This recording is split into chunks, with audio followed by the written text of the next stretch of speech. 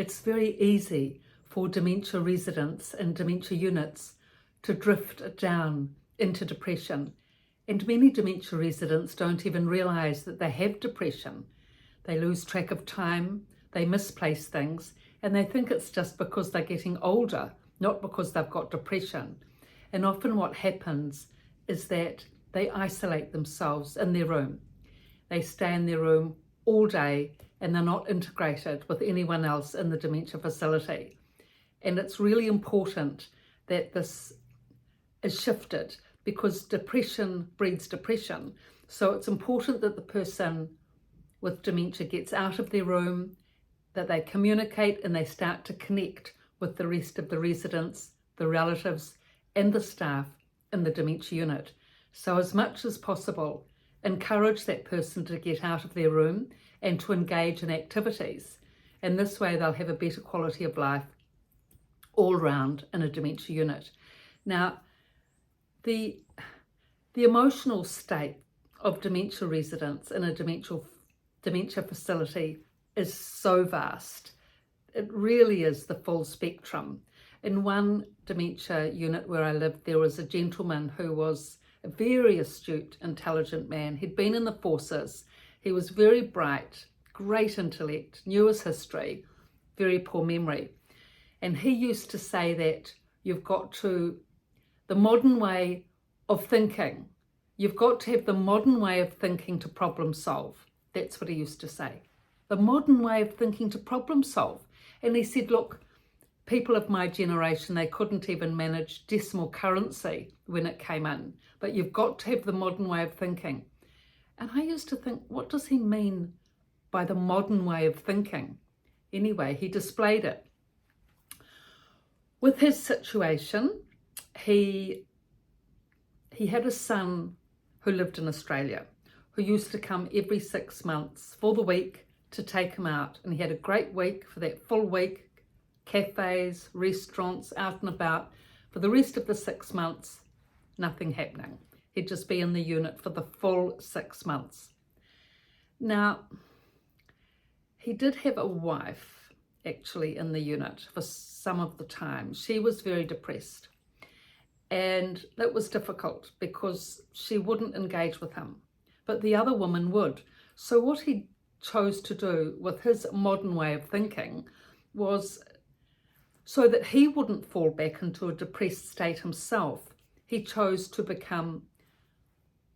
take on this lifestyle of meeting and greeting the women each morning, like a social occasion. He made every morning like a social occasion. So he would go around meeting and greeting all the dementia residents, mainly the women.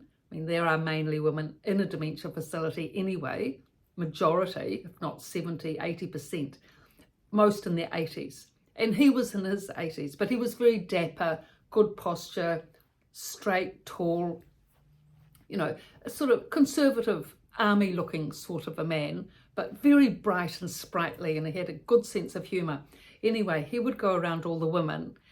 He would start from his room, which was halfway along the corridor, and then all the women would wait in line for him to come out and greet and meet them. It was such a special occasion, having a lovely man greet them each morning. Of course, they all wanted him for themselves, but he would just quickly nip on to the next person, about 1 minute a resident, 1 or 2 minutes. If the person was particularly depressed and down, he'd give them 2, maximum 3 minutes. And then after that, he'd go to the next person. Generally 20 women he had to greet. So that was quite a number. He used to be quite particular in who he would greet and meet. He tended to help the women that were depressed. And the main concerns that women that are depressed in dementia facilities have, the 2 main concerns are that they want to go home and they want to see their son. They are the 2 concerns that they call out for all week. Now, what he'd do in terms of his modern way of thinking and solutions for that, he'd go up to the women and he'd say, and he'd pat their back and he'd say, "It's okay, love. It's okay, dearie. We're all here. We all live together. We're brothers and sisters. We're a big family. So This is our home and your son will be coming to visit soon, so don't worry about it. Just come and sit in the television lounge with all the ladies where it's warm, have a cup of tea and your son will come soon. Happy as Larry. The woman would de-escalate or know if she was anxious, and she'd perk up if she was depressed. Colour would come back in her cheeks. It was really incredible how he lifted these women. He lifted the depressed and he settled the stressed. Unbelievable. No one else could do it. I mean, the staff tried, I tried, relatives tried. When a dementia resident is in a very depressed state, a really sad state, that they just want to go home and they want to see their son, if a nice man comes along who is one of them, who lives with them, who knows their situation, who understands, who's empathetic, all those things equate to being able to solve their problem and uplift their spirits. And he made that his job. It was absolutely his job. He'd go and rest after breakfast for an hour to get his thinking, cognition going, as he called it, to keep that intellectual stimulation. He didn't read a lot, but he thought a lot. He'd lie on his bed, no rug, no heater, no anything, and just think from 9 till 10 a.m. And then he'd do his rounds of meeting and greeting from 10 a.m. to 11 a.m. All the ladies had settled down. Marvellous. So then they'd have their lunch, and then he sometimes had to do a second round in the afternoon if they got escalated again or too depressed and started calling out. He'd do another half-hour round in the afternoon, meeting and greeting and settling the depressed, lifting the depressed and settling the stressed. The most remarkable thing, and he was so good at it, and he was genuine. He definitely said, this is my family, these are my brothers and sisters, and we help each other where we can. So this is the way that he created a new way of thinking. He expanded his relationships. He was still loving with his wife, but she was very depressed and really wasn't able to bring herself out of it or socialize in any way, but he could. So he kept being kind and caring to her, but he didn't let that pull him back. He decided that the best way forward was to open up his heart and intellect to be able to help the other women. And as he said, sometimes they're very down. You know, they're, what did he say? Mentally disabled, he used to say. They're mentally disabled. So you have to bring yourself down a level or two in terms of your intellectual thinking, which he said is sad, but you need to do it to communicate at their level. You've got to get to their level and connect, and that's the only way you will help them.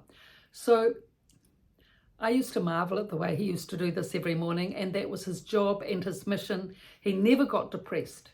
He never got stressed. He was totally stable. And when his son used to visit from Australia, he went out, hat on, just like a gentleman, with no qualms about the fact that he was in the dementia unit. It wasn't a consideration as far as he was concerned. It was as if his son was picking him up from home.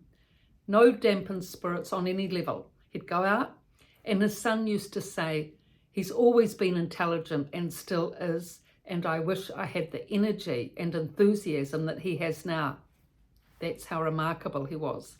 So this was an exceptional example of a man that was able to rise above the fact that he had dementia. He acknowledged he had dementia occasionally, but he'd usually call it a memory problem of others rather than himself. But he realized he had a powerful intellect and that he could think things through and problem solve and help the women at the unit, which he did remarkably well. He was such an example and a fabulous man.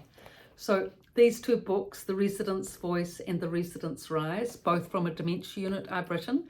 Now, in the second book, The Resident's Rise, I've written a lot about depression here from page 100 on. So you can read a lot about that, both on Amazon, soft copy, hard copy, and ebooks. So you can get them there. And thank you for your likes and your comments and your support. I really, really appreciate it. Thank you. Please subscribe, and thank you for those that are subscribing.